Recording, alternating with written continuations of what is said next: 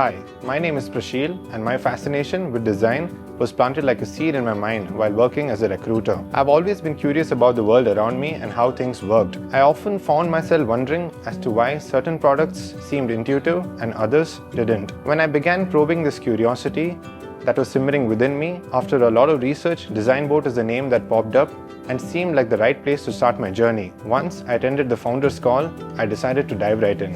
The first 7 weeks were all about building a strong foundation in UX, and I genuinely enjoyed that part a lot.